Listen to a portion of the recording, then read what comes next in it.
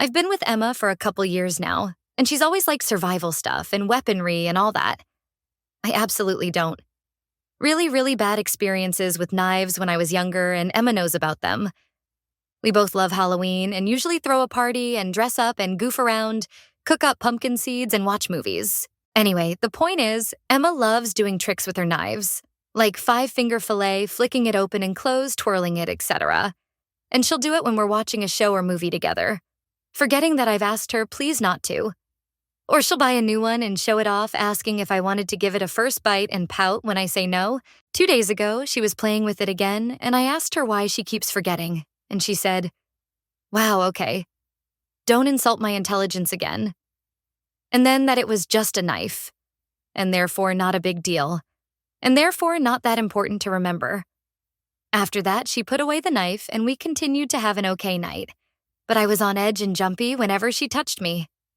Yesterday, she called me into the kitchen, only she was playing 5-finger fillet, and I startled her, and she messed up. Badly, I lost my cool, screamed my head off, tried shouting what I knew about first aid at her while I raced to grab my phone. Complete panic dialing 911 only for her to start laughing and show me that it was a prank involving red food dye and a carrot. She had a nice laugh about how I would have known it was a joke if I wasn't so squeamish about knives, that it's proof I need to get more comfortable, that anyone with passing knowledge knows that it doesn't look like that when something like that happens. She kept explaining how she did it, how she practiced, how she could show me, but I didn't even answer her. It was like my head was underwater and my heart was beating out of my chest. Just moved on autopilot and grabbed my keys and drove a few blocks away before pulling over to breathe. Emma tried to call me, and the first thing I said was, "It wasn't funny at all," and she asked, "Are you crying?" Then I hung up on her. She kept texting me, saying she was sorry that she didn't think I'd react so badly to a joke, that it was just meant to be good fun in the Halloween spirit. I ignored her. I texted her after that.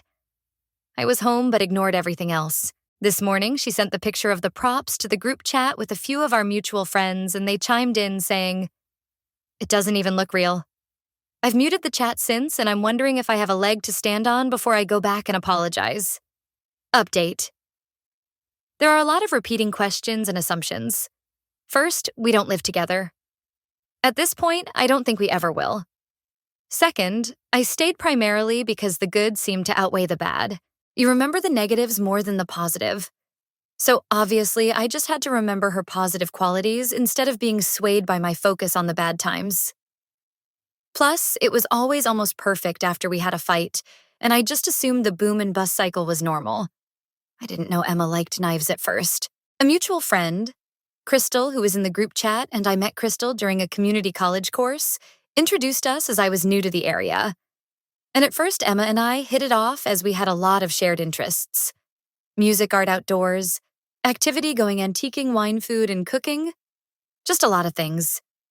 We started dating and eventually went on a camping and hiking trip where she used a knife to split some kindling, and she was pointing it toward herself. I remember telling her to watch out, and she had me to relax because she did it all the time. She asked me if I wanted to do it myself, and I admitted I didn't like knives. Later in the trip, we drank by the fire and talked, and that's when I told her about my trauma. She promised to protect me, and I remember that exactly, because I had the mental image of her fending off a mugger, and I joked that she was my hero. My trauma has been brought up after that point, and neither of us were drunk at the time. My knife issues typically don't impact my daily life, except to make me more apt to be very slow in the kitchen when chopping things. It doesn't seem like abuse, especially when we're good. When it's bad, it's really rough. I don't really have any other baseline, as I was a late bloomer dating-wise. My dad always said that you should both give 110% in a relationship, but everyone argues. I thought working through the rough patches was normal. That's also why I was preparing to apologize, because it takes two in an argument. So I am responsible as well, and need to apologize for my part. In this case, ruining the night with my reaction. I did go through therapy to help cope with the initial incident surrounding my aversion to knives. I was a lot worse when it happened. To the extent where I couldn't have anyone point the knife in the direction of another living being, or certain songs on the radio that were playing at the time, or certain smells. I've made progress, but clearly not enough to stay with her and deal with her fidgeting with the knives. I will admit to backsliding a bit in that I seem a lot more anxious when I stay the night and can't stay asleep or having more nightmares, which is why I believed her when she said I was overreacting. Also concerning the fidgeting, it's not a constant thing. Sometimes she'd go weeks without pulling the knife out. Sometimes she'd complain that I only focus on the fact she had used the knife versus how long she had abstained, which seems reasonable to point out. One day later. A lot of the conversation is paraphrased with quotes that stuck in my mind. I also kept adding to this as things developed, and I'm running on zero sleep. So I'm sorry if it's not very clear. I did reach out to Emma again yesterday to talk, and I went with the intention of standing my ground and explaining things so she could understand my side. She greeted me with thanks for gracing me with your presence and asked if I was here to act my age and talk like an adult.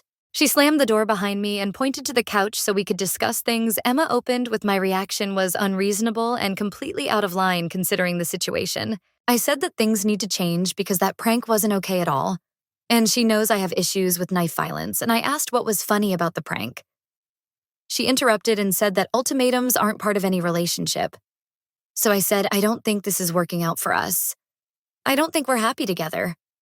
Emma froze at first, and I started to explain that the knife thing and our respective stances being so different is not fair to either of us. But she repeatedly asked, so you're going to break up nearly 3 years just because of this?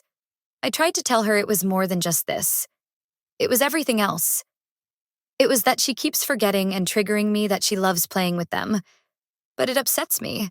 But she started talking over me and yelling that, apparently I think she's an idiot, and that I'm the best actor in the world because she never knew I felt so horrible, and that maybe I should call the cops on her for abuse. She grabbed her cell phone and offered it to me again and again, saying, go on, call.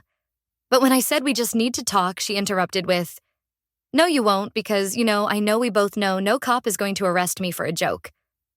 Also, I'm not very tall. 5 feet 9 inches, and she's only 5 feet 6 inches. But she was standing right in front of me while I was seated, so I couldn't get up without moving her. After throwing her phone on the couch next to me, she stormed into the kitchen, shouting that she should get rid of all her knives because I'm so terrified. She threw a few into the sink and then the whole block of knives into the trash the whole time, asking, what about this one? Too sharp. Too scary. When I flinched at the noises, she said, oh, do you feel threatened? How do you think I feel when I have to defend myself against your feelings? Emma told me to quit crying, that I can't just use tears to manipulate her, and mocked me when I said, please stop. She said she has to walk on eggshells because she has to deal with a boyfriend that can't handle a single joke without running off into the night. It's not hard to not overreact. Literally, just think before you go crazy, it's that simple. And that it's ridiculous that a grown man can't handle a knife or a gun. And I refuse to let go of my victimhood because anyone normal would have gotten over it by now. It's been nearly 9 years. She called me stubborn and childish for picking this hill to die on that I'm not innocent. It's not fair that I'm allowed to ignore her for hours, but she can't have a little fun. And is my ego really that big? It's sickening that I don't trust her or think she's smart or skilled enough to handle a knife properly. And it's sexist, infantilizing, and insulting. At some point, I said, I think I need to go home, and it was like a switch, and she said, please stop crying. I hate when you cry joking. I think because she laughed. I guess hibachi dates are off the table, huh? And I should probably take the knives out of the trash now. Shouldn't I? She apologized and said, since it means so much to me, she'll put in more effort. She admitted that I'm such a sensitive guy, that if she stopped doing everything that made me uncomfortable, she wouldn't be able to do anything. She pointed out that I cried watching my girl the other day, as proof that I'm overly emotional, and it made sense that she thought I was just being my normal self. But she was sorry for not realizing sooner. It was really upsetting me. She promised she would do her best not to bring the knives out when I'm around. Emma hugged me and told me to let go. We can get through this. There's nothing we can't get over, and asked for a chance to start over. Fresh start tomorrow, no more jokes. It's stupid, but I just said yes. I wanted to go home. Get out of her house and leave while she was still acting nice, and I didn't hold my ground. I feel like an idiot and a coward. I got home and puked and couldn't get to sleep again. Today, Emma came and dropped off lunch and coffee for me, gave me a kiss, and said she loved me. And all the old ladies in the office were gushing about how cute we are together. I'm going to reach out to one of the guys I'm closer to, and the friend who set us up to find out when Emma got so into knives. Because I remember about 7-8 months in, it was shortly after the camping trip, and it was Emma's birthday that she asked for a specific knife as her present, so at least then, but I can't really remember there being anything major before then. I'm going to break up officially with her tomorrow with one of the guys if possible, so I can get my stuff from her place. Update, 3 years later. Roll this back over a decade ago for more background. When I was a preteen, we experienced a home invasion that resulted in my mother and dog dying, and left me with a lifelong phobia of knives and anxiety surrounding blood and break-ins. Directly following the break-in, I was unable to handle a knife being pointed at another living creature. My brain caught on to stupid things and connected them to the events and made them into triggers. Mom's perfume, the sound of glass shattering or a door banging open, a song that was playing at the time. Even now, I still hate the song, but at least it doesn't trigger a flashback anymore. Blood on beige carpet featured prominently in my nightmares. I worked extensively with a therapist to process what happened and what I'd seen. Recovery took years of therapy, weeks of inpatient care medication to help with the nightmares, PTSD, depression, and anxiety. We sold the house as soon as we could. I moved out of state as soon as I could. I kept up with therapy and continued to take my medication. My aversion to knives became something minor in how it impacted my life. I was careful in the kitchen, and I certainly didn't search out knife-throwing competitions, but it was under control in my normal daily life. It helped that everything seemed to be coming together. I made new friends. I was balancing work and school. I'd just met the girl who'd become my first long-term adult girlfriend. I know now it was just the honeymoon phase, but it felt like we were progressing well even once infatuation wore off. We stood together through highs and lows and the mediocre middle ground where there's nothing exciting, just the mundane. I thought that was the marker of a steady relationship, to be able to stick together even after the excitement of a new relationship has faded. We went on a few trips together, driving across state lines to meet her family or flying back to see my dad. On one of our trips, we went camping and my fear of knives got brought up.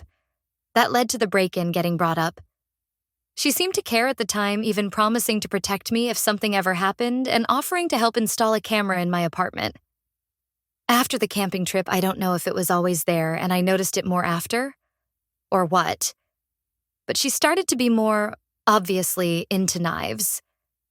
Practicing tricks in front of me, showing videos to me, starting a collection. She even asked for a knife for her birthday that year, showing me exactly which one she wanted. Before she was into camping into guns, which ironically I have zero issue with. And how to forage, make shelter, purify water, basic survival stuff, and artillery and tanks. She did multiple courses about military history in college and busted out the textbooks.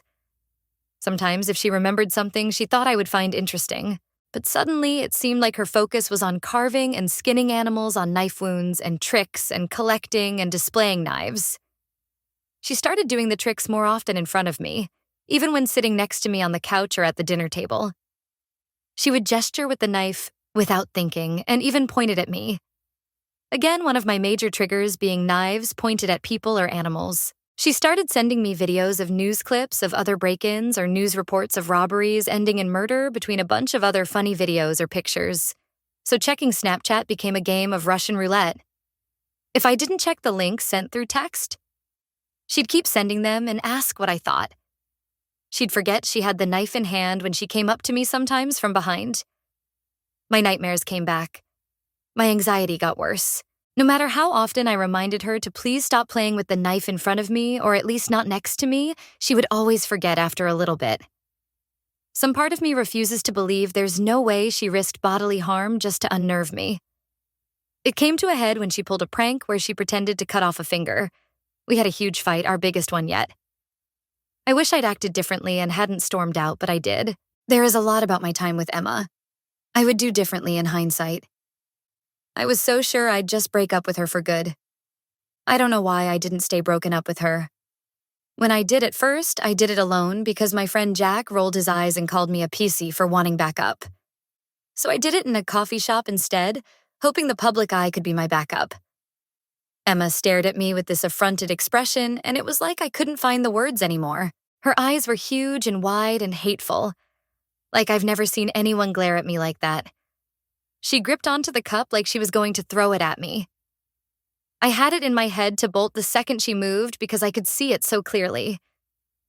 But then she started crying loudly and kept asking why I would do this to her, and that she hoped I found happiness with someone better since she clearly wasn't enough for me, despite doing everything to be a good girlfriend. I felt like hell, and people were staring. So I wished her well, and asked if she wanted me to call a friend, but she told me to leave her the damn alone. So I did. I hate how I handled the breakup, but it felt in the moment like autopilot. In short order, I lost the support of our mutual friends who had become my only friends during my relationship with Emma, which I understand as they knew her for much longer. Jack actually confronted me and called me a piece of crap for embarrassing her like that in public, calling me trash for leaving her sobbing alone and not even offering her a ride home. He wouldn't listen to my explanations and said I could excuse myself. But everyone now knew what kind of guy I really am. People at work mentioned how sad it was that we broke up. I didn't feel like it was the place to explain my reasoning. And after the confrontation with Jack, I didn't feel like I had a right to. I felt like crap. Like a damn person. And I felt numb. I tried to move on to find a new normal. After about a month of us being broken up, she called me and begged for me to come over to help her. She was scared she'd hurt herself. I went to her immediately. I held her all night. Helped her wash her hair after days of not being able to bring herself to. She admitted she'd done a horrible thing and that she couldn't stand how she'd treated me, that she wished she could go back and change so we could still be together. Didn't know how to address that. So I just stayed with her the whole night and the next day at work. She came by to drop off a homemade lunch and to thank me for being there for her. I stupidly let myself get sucked back in. I get that it's my fault. Coffee in the morning became dinner and drinks out became movie nights and going to shows and flea markets together because we still had similar interests. One time, she even noticed a booth with knives and directed us away. And while yes, it wasn't necessary, as I could see a knife display and not be freaked out, it was a nice gesture because before she would have gone there and either bought one herself or asked me to buy it for her. One of multiple changes that made me think maybe she was truly making an effort. That at least maybe we could be friends again. I started to get invited back into the group somewhat. 2 months later, she kissed me. We were both drunk, and it didn't go any further. I didn't talk to her about it because I thought she didn't remember. But then she approached me to ask if there was any salvaging us, if she'd proven that she was different now and things would be better. I thought maybe I stayed because she really had been so sweet. It was like starting over and we got back together. I was permitted back into the friend group in full, though Crystal had stopped talking to everyone and Jack still refused to talk to me. And while it was awkward at first, soon enough we were acting like we'd never stop being friends for even a minute. It felt so good to go back to normal. It was like a weight off my chest and like I could breathe again. It was nice for a while. She was so careful about the knife thing, and it really did feel so normal and steady. Sure, we had small fights, but we always made up shortly after, and she'd be overwhelmingly loving after the fact. It felt like it was before, so it felt normal. I can't pinpoint when it started to creep back, but maybe when she started watching documentaries on her phone with the sound up high while sitting next to me, or when she'd poke or grab me while I was cutting up dinner. Then laugh at my startled response. Or she'd scoff if I teared up watching or reading something, then tell me later that it was out of fondness, not exasperation, and I really needed to stop reading so much into it. Or she'd yell at me for forgetting something that she never even told me about. And then the next day, she'd get frustrated that I didn't insist properly that she was mistaken. Like it was all small things that on their own weren't even that big of a deal. And I didn't feel like I could just speak up about it or else I was nitpicking her. In hindsight, I was making excuses and clinging to when she was nice to me, trying to do anything to make sure we just stayed happy and without bumps. Part of it was that I knew now that I'd be alone, that no one would understand why I'd throw away a good relationship, that being with her was the best thing that could ever happen to me.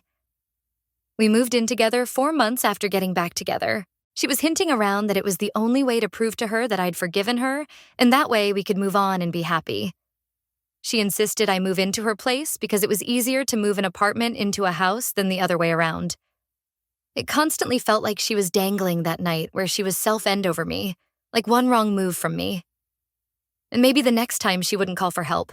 When we had fights, she paced through the house, flicking a knife looping from the bedroom to the living room to the office, or said every single argument was really due to the fact I was holding a grudge over the prank and that we wouldn't be arguing if I just grew up and stopped taking out my trauma on her. She'd tell me not to piss her off because it would be too easy for her to make a mistake, and no one would think twice about what happened. A few times she'd gone on a rampage and overturned tables and threw glasses into the sink and dishwasher and said we were done for good only for the next day to blow up my phone begging me to talk this out, or have her friends encourage me to swallow my pride and go back to her, because she's miserable without me and she's trying so hard, or she'd just wake me with a kiss after making me sleep on the couch as if the night before never happened. If I asked about the night before, the fight would start all over, yet this time it'd be my fault, because she was trying to move on. But I was holding a grudge. The following nearly 10 months were the most terrifying, anxiety-riddled period of my life, and I only had myself to blame. Coming home from work, I puked my guts out more than a few times on the way. Just because I didn't want to go back to her, I felt trapped. She threw away the blanket my mother had knitted me for my crib because it was dirty. It wasn't dirty. It was a knit blanket that had been repaired repeatedly and hand-washed frequently. So she'd accidentally put it through the wash and destroyed it, then bought a completely different throw blanket as a replacement and got mad when I didn't consider the matter resolved. She pulled another prank this time with a fake positive pregnancy test and berated me for not being overjoyed because I immediately started panicking about the cost bringing up a child in our dysfunction and handling the stress rather than being excited. I feel like she wanted me to be happy so that she could crush my joy, and was so angry that I didn't play to her expectations. That night, she threatened me with the knife, pointing it at me and saying she should just snip me right then since I didn't want to have kids with her, and then held me as I sobbed because I went into a panic. I didn't want her touching me, but I didn't know what else to do but let her, and to apologize to her. Another time, she put the knife to her own throat during a fight and said, I clearly want her to end herself, and didn't stop until I screamed at her, begging her to stop. Sometimes when driving, she'd start speeding and swerving or closing her eyes while on the highway and saying, my fear meant I didn't trust her. Emma just kept getting worse by the day. I remember waking up one morning with a moment of clarity. I knew she'd eventually end me. I was sleeping next to my murderer. It still wasn't enough to push me away. Escaping her orbit seemed like too much more than I could handle. Everything I had in me was focused on just surviving day to day. I never knew if she'd break up with me on a whim, or pick a fight, or be constantly pushing me closer to a panic attack all night, or if she'd flip and be so sweet and caring. I felt like every day was Russian roulette hour to hour. Every word I said, or action I did or didn't do, a chance to start a raging fight.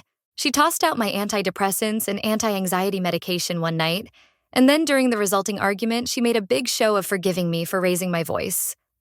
I shouldn't have done that, I have no excuse. And then helping me call in an emergency refill. For weeks after, because I said I wanted to break up during the argument, she would ask if I was going to try to run away every time that something went wrong. Takeout order wrong. I spilled a cup of water, streaming service not working immediately. Oh, don't get your panties in a twist and run off? And do I have to worry about you leaving me over this mistake? 2. Eventually, that tapered off. But maybe once a month during a fight, she would tearfully go to our friends and ask them to mediate. Then, during the meetings, say that I kept threatening to leave her again over nothing, and how scared she was of losing me when she didn't know what set me off. More than a few times, she showed me texts from them where her friends were saying how she deserved better and didn't need to put up with me, but she'd tell me, I don't listen to them because I love you anyway. She'd slap me and push me during arguments. I could never do anything right, because even doing what she wanted without argument or not looking her in the eye could be enough to send her off the rails. Sometimes as a joke, just in general, one of our friends would pull out a little pack of tissues and hand it over to me, in case I'd run out, or make a production of hiding the butter knife at dinner under the napkin. It was humiliating, but if I spoke up suddenly, I was oversensitive and embarrassment. No fun. And I had to learn how to deal with adult friendships and jokes, and they'd ask her how she could stand it. As a result, I didn't spend much time with them either. Usually Emma would just go out with them and I'd stay home, which was the most relaxing I've ever felt during that time, except for when she started randomly coming home without any notice or timeline. Like saying she'd be home at 6, but then not coming back till midnight or early morning, or saying she'd be gone until 10 and coming early back at 2 or 3. Or randomly calling the house phone to make sure I was home and getting angry if she even thought I sounded breathless, accusing me of having left. She started hinting around that marriage would be the logical next step, and I was insulting her by not having proposed yet. Then she bought an engagement ring with my credit card and started showing off to all her friends how perfect my choice was. I didn't want to marry her. I felt bad for not wanting to marry her. I wanted us to be happy. And maybe giving her the wedding she wanted would help. I didn't want to marry her. In all those months I never went to sleep feeling safe, I lay awake in bed, hyper-aware of how close she was, and trying to go over in my head if I had behaved well enough to keep her happy, and what I could do to prevent another explosion. In hindsight, it's sickening how long I let this go on. At the moment, it was just about all I could think to do. I often woke up with nightmares, which would in turn piss her off and set her off in a mood for the next day. But if I suggested sleeping separately, she would rage about how I was calling her a shitty girlfriend, fiancé, etc. I started to keep a notebook at work and just write down things she'd done or said, incidents, and what I'd done to set her off. It helped me feel more sane and also more like a moron, because I could read back on times she actually hurt me. And I still hadn't left. Every time I thought about leaving, I felt sick inside. I'd lose every social contact I had. I would have to find a new place to live. I'd have to bar her from my workplace, but they can't do anything without a restraining order. And that itself felt like a hurdle, too. I dropped all my old friends in favor of her and felt like they'd refuse to even talk to me again. I was the idiot that let her back into my life and rekindled the relationship despite overwhelming feedback. I was stupid enough to deserve every bit of what was happening and too dumb to deserve to escape after wasting my previous chances. I hated myself and had frequent fantasies of just ending it all. The worst part wasn't the anxiety and terror, though. It was when she was sweet and caring. For example, she always went all out for my birthday or anniversaries or Christmas with thoughtful gifts, except for the year where she kicked me out for the evening after throwing some decorations at the wall because they stopped working, for which she blamed me because I put them up. She was sweet and gentle one day, or even for a week or two only, to slowly start ramping up the tension until she exploded yet again. She had an uncanny ability to blame me in ways that made me feel responsible for her emotions and for forcing her to react violently. When we drove out to visit my dad for Easter, things started to change. Dad was concerned about how quiet I'd become, and that I hadn't come for Thanksgiving or Christmas or even called on New Year Eve like I used to. That I looked tired, unhappy, and thin. Emma was on her best behavior the whole time, and even left her knives in the car, even tried to get everyone to focus on the engagement ring. But Dad still saw something was wrong. For 3 weeks, he kept trying to contact me, but she wouldn't let me talk without her in the room, and she checked my phone anytime she left me alone and checked the records online to see if I had deleted any calls. Eventually, I managed to get a burner phone and hid it at work, which allowed me to talk to my dad freely. He flew over with my uncle, and they helped me gather my stuff from her house. When Emma started sobbing and begging me to stay, my uncle kept her from the kitchen knives and had his phone ready to call 911 if she tried to hurt herself or us. When Emma started to insist I was taking her stuff too. Even though I was only taking things either I brought with me or I bought for me, I just let it go.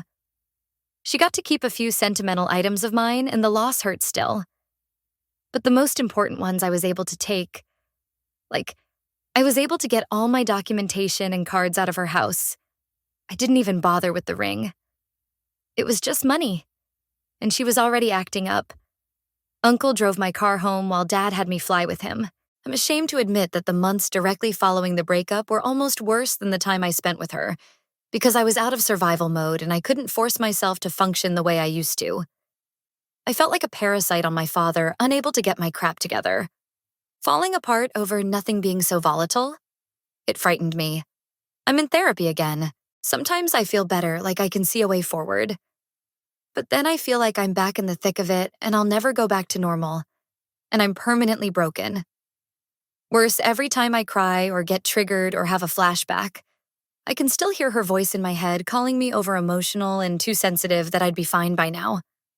If I just got over myself, that what I went through wasn't that bad. She sent mail to my dad's house for a while, threatening letters and pleas for me to see reason and stop overreacting pictures of us that were sentimental guilt trips.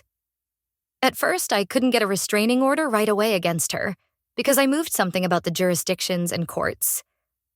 But when she sent those letters, it helped at least make sure she couldn't continue to contact me. I found my old laptop a while ago and it had the password pre-populated. It wouldn't leave my mind, especially when I read what people were saying. Right now, I'm just rambling to get my head straight, to be honest.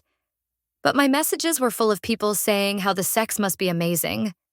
How stupid guys get when they want to stick their dick in something that I don't have balls or a backbone clearly, and I just need to man up.